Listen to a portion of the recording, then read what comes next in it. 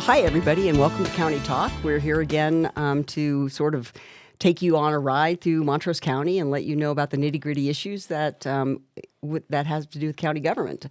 Not everybody understands everything that we do here in Montrose County, and we like to make sure that we highlight certain areas of what's happening.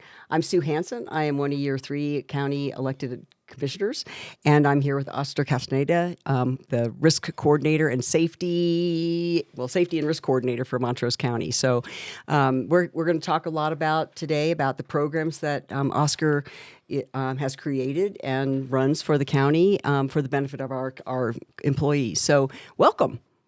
Thank you, Sue. You are gonna do it, huh? No, That's fine. I'll Oscar's NPR voice. It'll be okay. fine. It'll be fine. So let's start with just provide a little background of how you got here. I know you didn't start as the risk coordinator or safety officer. So No.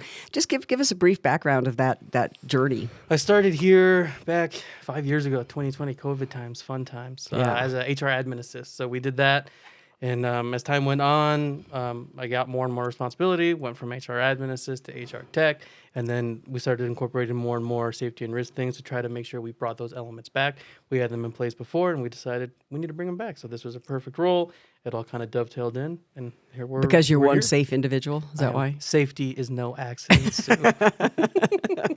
Is that on a bumper sticker? It's on a sticker above the staircase by my office. I'm glad that you're at the helm here. So that's kind of how you got to doing what you're doing. But I know we had safety committees before and things like that. That's kind of where it started, right? Yeah, the safety committee was the first, the big thing we wanted to bring back since it had been dormant for a few years before I started. So we made sure that we brought that back. We try to have individuals from various departments, whether that be staff or supervisors, to make sure we get that varied input and address needs as they come up. So give me an example of what one of our employees might be concerned about safety-wise. When we first started, we had an issue that needed a multi-pronged approach. We had a door that wasn't working correctly. It had worked before, and then it didn't. And then we started noticing that sometimes it wouldn't latch correctly, so people were concerned that unauthorized people would come into the building in search of personnel or other nefarious reasons. So that came up during the safety committee I think the first or second meeting. So it came up, we addressed it, and then it seems to be a seasonal issue given the temperature fluctuations and everything. So then it came up again. What do you mean? Doors don't work in the winter? When the temperature changes within the building, it causes a pressure differential apparently. So the doors don't latch the way they're supposed to. So we discovered that after it came up again, and then it's been fixed. So now we always make sure every time I walk out the door, I always check just to make sure. But does it make you wonder how many times that the door didn't work and nobody said anything about it? Yeah, and that's the thing too. That's one thing that we try to promote within the committee and just to staff in general. If you have a concern, I tell this to staff who have been here for a while, and I tell it at orientation. If you see something that is facilities related or just in general that could be a hazard, let us know. Without you telling someone, it could balloon into a bigger issue, and we want to make sure we nip it in the bud as soon as possible. Yeah, it's sort of the same thing as a commissioner. You know, we always want folks in the public to let us know things, safety concerns. Is there a pothole that, your car could sink into? I mean, we need to know these things, right, to make it safe. So, so you start with the safety committee, and then you've launched into other trainings. Kind of tell me about which ones you think have been pretty critical and that people are interested in. So we've had it came out organically from the committee meetings. We would come up with topics because I had to come up with a topic every month to discuss. It just became natural to jump on one thing that we couldn't really cover to the committee on its own that required a longer period of time. And the first one we did was CPR and First Aid, and we partnered with Montrose Regional Hospital at the time. Now they changed their name. But we worked with them first to get the committee themselves certified first and foremost. That way we had all the individuals from multiple departments at least have one person who could help out in a situation like that. And that went so well that we decided it'd be nice if we could have more and more people. And then when I talked to the hospital about that, they're like, if you're going to be doing so many classes, it would be really beneficial to your organization to have an instructor. And that's what led to me becoming the instructor for Montrose County. And now we're able to host these classes whenever we want. At this point, we've run through 13, and I got classes planned for every single quarter. But I always have it open up to all department heads that if you ever want a class just for your own department, if that makes your team more comfortable, I'm always happy to provide that service to them. So how do you teach somebody, you can teach a CPR class, right? But how do you teach somebody that in the moment to act? I mean, it seems to me that, it's one thing to go through a training, but then you're faced with a situation. How do you make sure that they can react. I mean, does that you cover that? Yeah, I think the big issue with that I've seen in all the classes I've taught is a lack of confidence or a lack of knowledge, because these are things that aren't necessarily commonplace. No, not everyone will know. Hopefully. Not everyone knows what a tourniquet is. Not everyone knows proper placement for compressions during CPR, or how to administer Narcan or things like that. So I always try to tell people in the class, this is not just for your benefit. It's for your community's benefit, whether that be your team in the department that you're in, whether it's the county as a whole, or whether it's for a stranger at City Market or at Walmart. Because I always try to give those real world examples. It's not always going to be our loved ones, which is what, statistically speaking, is who we're going to have to help in case of an emergency. But I always like to promote that community sense, that sense of responsibility for our neighbors that we see every day, or just the random person you run into at the store who just happens to be in a crisis. So I like to tell people, when you leave the class, I want you to leave with the confidence not only to act, but to feel confident in your actions, because that's what people seem to have an issue with. Like I've talked to people who they're like, I don't ever want to do that. It's weird. What if I hurt them? And then we go through the steps of what CPR looks like, and people come to understand that whatever minimal damage you might incur during the CPR is far minuscule compared to the benefits of giving that life-saving training or receiving that life-saving aid. So it's just making people feel empowered that whatever you do, as long as you're acting in good faith, you're going to make a positive impact in that situation and as a whole. Yeah, and I think that helps make us all feel safer if we know that our coworkers have CPR training and, if anything happened, right? So I took CPR when I got, used to get those little cards. Do you remember that? We still give cards. Okay. They're just on your phone now. Oh, okay. They're on your phone. Well, I still have mine. Like I got mine somewhere. I think I probably need a rehearsal on CPR. But yeah, I think that is, if we had every employee at Montrose County trained in CPR, that would be in a perfect world, we would have all of them. But right now we're cycling through it. Like I said, I make sure to offer it pretty consistently. But for anyone in the public too, the hospital does a great job offering, I think it's, if not every week, at least a few times every month, getting that out there. And I've partnered with them to try to provide those services in Spanish as well, to help our Spanish-speaking community, because we want to make sure as many people as possible get taught those basic life-saving skills, because it just enhances our community. Well, and really, it's not that foreign. You do hear on the news where somebody jumps in and helped a citizen or something like that. Good Samaritans have been around for a very long time. Oh gosh, how long have Americans been around? Really? Forever. Forever. So CPR aside, I know we also do first aid. Can you distinguish for me the difference between how you consider? So the way that the AHA breaks down those trainings is CPR always comes first, and then first aid is second, because a lot of the times, if you're dealing with a first aid scenario, it could take a turn for the worst, and then you would have to start doing CPR. So they break it up that way. First aid covers anything from as simple as a sting, a bee sting, to complex things like stroke or cardiac arrest, things of that nature. So it's a broad spectrum, and not all of it's super detailed. A lot of it is broad strokes, because when you're dealing with spider bites, scorpion bites, things like that, it's pretty across the board, pretty simple what you need to do. Apply cool water to the wound, place a compress if needed, and then you just keep an eye out to make sure it's not getting worse. So if you got a black widow attacking you, then it's going to be a bad time for everyone. But let's keep this on a little higher level.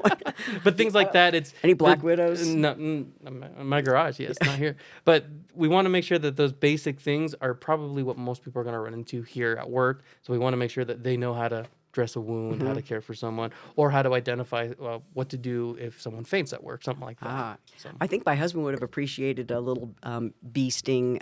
We were biking, and a bee hit him right and I mean, within seconds, his face was just like. So I probably did everything wrong, but he's still alive. So that's good. We're good. So CPR, first aid, and how often do you do those classes?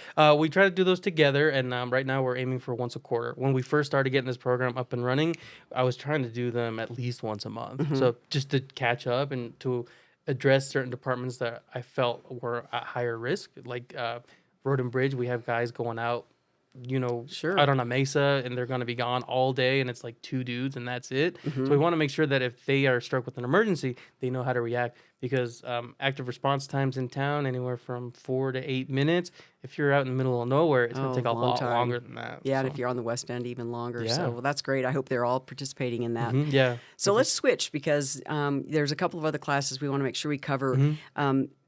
active shooter has gotten a lot of attention, and Yeah. I hate to even think that we have to do this, but can tell me a little bit about how that came about and what is entailed in Yeah, that. it was a fantastic collaboration with the sheriff's department. They were able to send Sergeant Gustin and Deputy Gerald to help us out with that training, and it was probably one of my favorite things we've ever done here. It was awesome, and like you said, it's something that's been asked for before. We had it scheduled before, it had to reschedule, and now that we had it, people were clamoring for more. It's such a scary scenario to think about, having to face that in the workplace, and in the training, you actually are told that businesses are the highest risk target. You would think it'd be schools or something or places of Sure. worship, but businesses are always number one. Huh. So we want to make sure that we operate in a business environment Sure. that key information is available to our staff, and hopefully they never have to use it. But if worst ever comes for worst, they know what to do. Like, always hope for the best, but plan So for the tell worst. me a little bit the nuts and bolts of that. I mean, were you creeping around the halls and do? I mean, We did have scenarios where we went into the HR department and we had two different scenarios. One where we didn't know it was coming, and one where we did. Oh. And it was a good example of what you don't know beforehand and what you know after the fact. Because we did the scenario where we didn't know what was going on, and we talked about what we can do in the second scenario. And we were buttoned up, like they could not get in. They had to use all sorts of fancy Really? tricks to get in and get us. Really? And it was crazy. It was Wow. just the stark difference, because I had always been of the assumption, if you want to summarize what to do in an active shooter scenario, it's always run, hide, fight.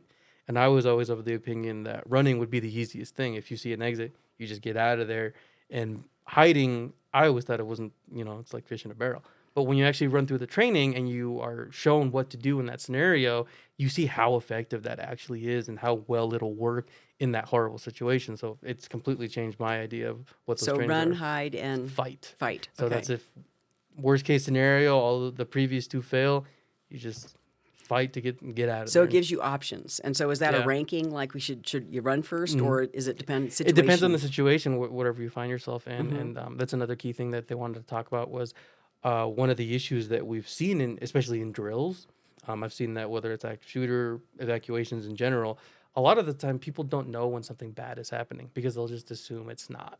It's like, oh, someone must be throwing fireworks in the parking lot, Mm-hmm. when in reality is an active shooter scenario. So that was one thing that they made sure to mention and discuss is always make sure if you're in that scenario that you can verify what is happening, because if you don't acknowledge it first and foremost, you won't have any guide on how to act after the fact. Right. So awareness. And did they also cover situational awareness, They sort did. of watching where you're walking Yeah, and things like that? With- So one thing that we've also covered in the safety committee is making sure that we provide our staff with resources on how to understand what situational awareness is, but also just giving them simple exercises to try to keep in mind to help develop situational awareness. Yeah, Because if you're not used to it, Yeah. it's such a foreign concept. yeah, I think also it makes you feel more confident. I know I arrive at dark in the morning, and there's never anybody at the building, and so I'm Yeah. always kind of looking around to see if somebody's hiding behind the bushes, and And that's good. see, Yeah. See, I'm 'cause not some so people, bad. some people don't do that, Yeah. and that's one of the simple things. When I was first learning about all this stuff before the presentation I did to the committee, it's very simple to just, if you're working on this, when you walk out of your door every morning, as soon as you step out and you lock that door, just think in your head situational awareness and just scan. Just look at your environment. Take a look at your neighborhood. We know our neighbors. We know what they drive. We know what should be in front of our house, what should be in front of their houses. So it's very simple to just do that one thing. And it's like, I don't know, that truck's a little sketchy. I don't know why that's there. And then you turn out that your neighbor had their brother-in-law stay over Right. because they went on a hunting trip. right. something But like it's good that. to question, right? It Because is. it makes you heightens your Yeah. awareness and things And like it's that. simple when you walk in, just before you get out of your car at work, you look out your windshield, look in your rear views, and there you go. And then you know it's safe, and there's no rabid dog running around in the parking lot. So rabid dogs. You Big never problem know. here. Big You problem. never know. So, do you see it? Is there a difference between how women react and how men react in these situations? Because I always think, boy, a man's going to be much more responsive. Is there any? I don't think so. I guess it would depend on whether or not they get called out on their lack of knowledge, because there's things we don't know. It doesn't matter if you're a man or a woman, but I think depending on that, you might act like you know a whole bunch, and then when you find out you don't, as a fella, I might react a little more sulky than a lady would. Yeah, yeah. And it's important to Sulky? know sulky, just. Oh. But you gotta understand that about yourself too. Yeah. Not everyone wants to admit that they're wrong, but without admitting that you're wrong, you're never going to learn anything new. So I always try to make sure that even if someone does mention something in a training that isn't necessarily correct or it's a little outdated, try to incorporate that into what we're actually discussing, Sure. to build on that, not to put anyone down, but to help lift up what they already thought and add to it. Yeah, that's great. I actually, I always think in my mind that you should always act like you're going somewhere. Like, act like you're on your way to an important meeting, so you're Yeah. walking with intention and not look like you're wandering around. So people are like, well, yeah, exactly. Okay, so we've covered active shooter. I'd love to take that class. I think that Yeah, that would be definitely. really fun. Let's talk about Narcan. And I mean, you brought some with I you? brought some. So let's talk about Narcan. Why don't you give us? Well, no, leave it out here so we can show people because you can carry this on your keychain. I have one that, of these. Yeah, I have that clipped to my first aid kit in the office. I have one in my first aid kit in my bag that goes with me whenever I'm driving a vehicle. Narcan, also known as naloxone. Narcan's just the brand popular, name. the brand name, like Kleenex. Yeah, exactly. It is a very important life-saving drug that you can give to administer to a patient who is suffering from an opioid overdose, and it works within the receptors of our brain to try to cut that off. When the fentanyl is the big thing we talk about when we're talking about. So opioid let's overdose. take a step back. So opioids are under a number of names. I mean, so it could be fentanyl, Could be heroin. could be heroin, Could be oxycodone. could be oxycodone. So there's a number of There's a number of different right. versions, yeah, and this just helps someone in that crisis if they're suffering from an overdose. And the wonderful thing about Narcan is that if you administer it to someone who's not suffering an overdose from an opioid, it's not going to hurt them, which Right. you can't really say that for a lot of drugs. If you give someone something and it's the wrong thing, it could worsen the situation. So when in doubt, Just and you give it. think somebody is, do it. Yeah. It's not going to do any It's harm. not going to do any harm. At worst, it's just going to leave them where they're at, and at best, it's going to help them snap out of it. I know around the community we do have some free Narcan kiosks where people can Yeah. access Narcan, but and sometimes we think of opioids as it's always somebody else that does it, but there's a lot of people that are addicted to opioids, and so it could happen to anybody. It could. Yeah. So it is. I know that there's been a thought like, well, no, we don't want any free Narcan around because we don't want to admit that there's a problem, but it really could save a life. It really could, yeah. And when we partnered with River Valley to provide training for us here, and we actually have a course upcoming this week for staff.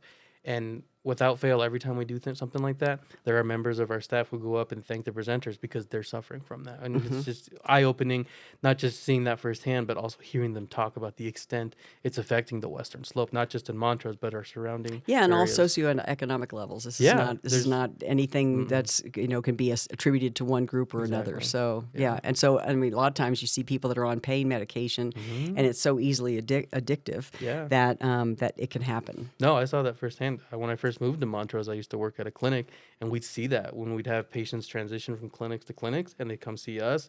It was always company policy that they had to be seen first without any prescription because they had to be assessed to see whether or not that was even something they needed. And you could tell the people who they had no choice because they had been prescribed that for so long. They needed it. Whether or not it was something medically needed, you could tell that they needed it in terms of their response and the agitation we would see. They're not getting any drugs that first visit. It's scary, I think, that some of these opioids are so easily addicted to. So it is really scary. Yeah, which is why it's important that we try to educate people. So on do you how we get can these help. out when you do the classes? And We so give them out people when we have do the them? classes. We have stuff for staff if they want to. They can come and see me in HR, and I have stuff available. We made sure after we started that training that we pushed it out to also different areas of the county. Like we have Road and Bridge. We made sure that we gave it to them so they'd have it in the trucks because it might not just be staff. They could see someone on a job site that they're suffering from an overdose. And well, we got the Narcan. We can help them out. Yeah, I mean it's the same principle as CPR. If you see somebody that's suffering, and I mean we're not doctors, but we have some options to save people's lives. So what a great service that is. It's awesome. Yeah. That's wonderful. And the final thing I want to talk about, well, maybe not the final thing because you probably have something else, but what about AEDs? I know we have them around the county buildings. Talk about that a little bit. Yeah, so AEDs, especially once we started doing all the training for certification, we wanted to make sure that we had people feel comfortable using those. One of our goals after we started implementing that training was to beef up our inventory, and we did. We worked with facilities, and we made sure we started ordering more, and I made it a point for myself that any department that didn't have an AED that got an AED, I would go to them and show them how to use it. Because okay, so let's take a step back first. What does AED stand for? And you just happen to have one I here? just happen to have one here. Okay. AEDs are devices that are utilized for defibrillation, which is basically we're going to shock your heart. Okay. They are utilized primarily when someone is suffering from a cardiac arrest. And this is just an example that we utilize in class to give people an idea of what they look like. They Okay. might not necessarily look like this. They might not have the pads attached, and you might have to plug that in. But for the most part, to summarize them in a very simple way, it's a box with electricity in it that we use to help someone's heart start working correctly. Because if someone's suffering from a cardiac arrest, their heart just isn't doing what it's supposed to. And having one of these during CPR is a complete game changer. It makes it a lot easier for them to survive. So you do this with CPR, yeah. and so you have to be certified. You don't have to be You don't have certified to to be utilize certified. an AED, and that's one of the common misconceptions. People are afraid of this thing. They don't know what it is. They might have seen it at Target when they were getting their cart, and they're like, well, I don't know what that is. There's a big lightning bolt on it. It's basically just a tool to help someone in need, and it doesn't matter whether you've been CPR certified, whether you're an EMT, or just someone who's helping someone in need. This thing is pretty simple. The way this one works, I won't make it yell at us right now, Okay. but when you hit the on button, it tells you what to do. Okay. It takes the pads out. Oh. It has pictures on the pads that show you where they go. So it looks like an EKG almost. Exactly. Yeah, Yeah? and that's how they function. And Okay. you put a pad here, and it yells at you if they're not on right. Okay. And when you got them right, it says analyzing. Wow, I need this in Yeah, my if they weren't regular so life. expensive, I'd have one in my car right now. And it walks you through it, which is why I always recommend that if Mm-hmm. you are able to utilize one of those in an emergency, definitely do so. It's gonna be a positive. So I not mean, that this is like a class in how to do this, but if you fell on the floor and Mm-hmm. I started, would I start doing CPR on you first, or would I go to this? first and foremost, you make sure the scene is safe because we Okay. don't want you to get hurt while you're trying Okay. to render aid to someone else. But once you've gone through all that, you've assessed the patient and they are not responsive, and you know you can jump in and help. There's two different scenarios I always paint out in class. Is if you're by yourself, call 911, and if you know where an AED is, you can run and get it if you can get it relatively quickly. But if not, then you just go straight into CPR. Okay. If you're with a group of people, you make someone else do it for Okay. you. You will focus on doing CPR, and someone else that you've addressed by name, you've told them, hey, Sue, call 911 and get an AED. Okay. And by putting that onus on them with their name, they're far more likely to help. Because if you're with a crowd of people and you're just like, someone call 911 and get an They'll AED. all look at each other. Exactly. Someone Yeah. is always someone else. Right. So those are just two different scenarios that when you would wind up using one of those. And worst case, if you don't have one, CPR will still prove beneficial. That's really helpful. I'm glad you explained that because I have seen these, Yeah. and I haven't thought about how to use it. So Yeah, no, I was trying to see where they're at in the stores just well, in now case. I'm going to keep an eye out. See? That. There you go. And how many of those do we have in the county? I think we have 30 odd units, and Okay. our goal would be always to have more. Okay. Have we ever had to use So far, Okay. not yet. See, but, that and do they have to be charged or they're on a regular audit cycle, so I make sure that Okay. all the pads are up to date. I make sure that the batteries are up to date, and I work with facilities to make sure we get all the equipment we need. So shouts out to them to make sure that all our units are working correctly, and that if they ever have to be used, they're going to work correctly that first time. Well, I've been here 6 years, and we started with 0 when I got here, and then we had COVID, which kind of Yeah. shut down everything. But in that short period of time, so I'd have to say maybe more like in the last 3 years, we've added the AEDs, we've added CPR, we've added first aid, we have a safety committee, Yeah. and an active shooter. Am I missing anything? Is there No, anything so else? far that's the coverage. I have plans for more. What we'd like Well, to let's do. talk a little bit about what Yeah. are your plans for the future? For the immediate future, one of the things I wanted to do is making sure that anyone who takes that first aid class with me, that they have the opportunity to not only recertify in 2 years when they're due, but to always have the opportunity to practice anytime within those 2 years. So I try to offer refresher courses for those people at least a year from the initial date, and if they want to. Aside from that, when we were doing active shooter training, one of the things they talked about was lockdown drills are very beneficial for departments. So that's one of my goals this year, to talk with department heads and supervisors to see. We can't really do it in mass because that would be a little disruptive. Sure. But if we can get little pockets of people practicing what they would do in that horrible situation, it's good knowledge for them to draw on if they're ever faced with that reality. I also Have you ever thought about doing, and I'm sure you have, because clearly this job is in the right hands, but a building-wide kind of we're having an emergency in the Human Services building. Yeah. And have you ever set up a simulation like that? The closest we have is fire drills because we still try to make sure we do those. Yeah. But after the active shooter training, I am working on revamping those.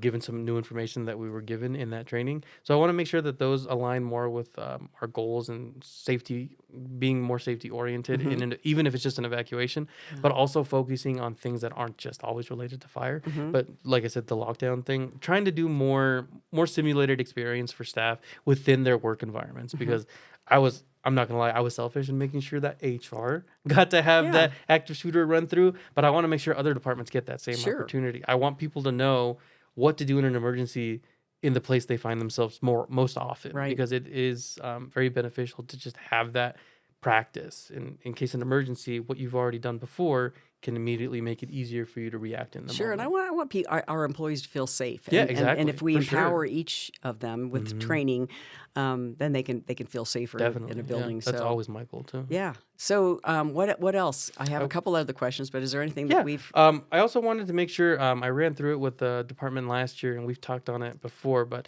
having a class specifically addressing, again, situational awareness as its own topic, but also how to utilize that when dealing with angry customers, upset customers, because we have a lot of staff who deal with the public, and it's not always a fun situation. There's a lot of departments who have to deal with unfortunate situations, and having them keep their cool is something that I would love to be able to help them with and provide them, because a lot of the times I remember when I worked in libraries, they taught me big in customer service was just because someone's mad at you doesn't mean they're mad at you. You're just the straw that broke the camel's back.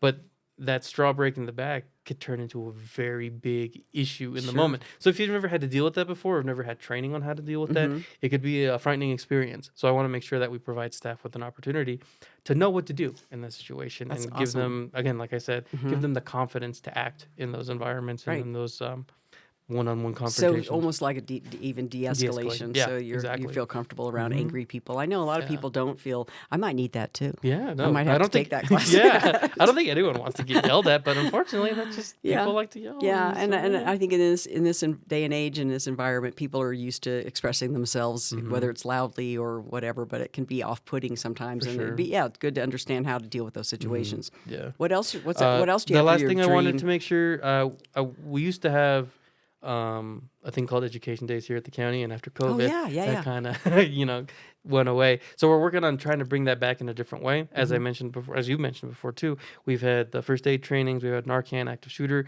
and I like to think of those as our big in-person milestone events. But we also want to make sure that we don't forget all the other stuff we covered in Education Day. So we're trying to make sure we utilize our current systems, UKG, to try to push out more basic trainings that are employee-led and don't take so much time. Because a certification course is 4 hours. The active shooter was 3 hours. I want to make sure that people can get simple trainings on basics like office ergonomics or how to avoid strains and sprains, things like that, where it doesn't take your whole morning and you can get it done in 10, 15 minutes at your desk when you got some time. Yeah, so just heighten your awareness on those things. Yeah. Coming up with a hybrid learning curriculum that addresses the needs we need. And if we ever see something that we see a hole in the curriculum, if staff tell us, I always promote staff telling me. If there's a training that you want to know about or that you want to do, reach out to me. I can't always guarantee we'll do it, but I'll always look into it and try to make it happen for you. Yep. Well, I think you've really added a lot of robust nature to our safety, environment. So. And I think also just so people know that we care enough about them to provide this training is good. So I did want to touch on the risk aspect of your job, because I walk around the county and I'll say, I wonder why there's not a handrail there. Do you, is that something that you're plagued with? Are you constantly looking at things going, oh, that should be different. What should we do here? Yeah, I mean, I'm very familiar with our facilities reporting system, and I always try to push that again at orientation. It's like, if you guys see something that we can fix, if you don't tell our guys about it, they can't fix it. So I'm always a proponent of doing that. And if I ever see stuff like that, I always make sure, I won't lie, I have seen, when people wash their mug in the break room, and if there's the long trail of the drips from the hallway, it's like, all right, I got to stop, go get paper towels and wipe it up myself, because I'm right there. And I know that it's a slipping hazard, and it's just whatever. I know how to deal with it. I'll take care of it right there. I won't bother anyone else. I do the same thing too. I was at the airport recently, and I was picking up little bits of trash, and because you never know. I just feel like this is our it's our house. It's our family. The county is. I feel like that's what we should all be doing. Exactly. So yeah. So it's been a pleasure to talk to you, Oscar. Gosh, I'm so glad we finally got to sit down and chat about what you've been doing for the last few years, and I think we're lucky to have you. So, Thank you, and there any parting words? because I know you want to throw a joke in here or something, right? No, I'll make it. I'll make it. Everybody's Serious. gonna Safety say, is not an accident. Make sure you're safe. But yeah, thank you for your time. well, I'm Sid. going to go out there and I'm going to really start thinking about that. So I hope you enjoyed learning a little bit more about what we do for safety at the county, and what a great person we have here in Oscar. And I feel very fortunate to have you. I feel lucky to have someone who's humorous, funny, and also very serious about their job. I So try to be. I like being here. So thank you I'll very stick around much. for a very Yeah. long So time. just make sure you have your CPR in case I fall over and you. Okay. I'm always ready. Sid. Okay. I'm always Thank ready. you. Thanks for joining us, and we'll see you next time on County Talk.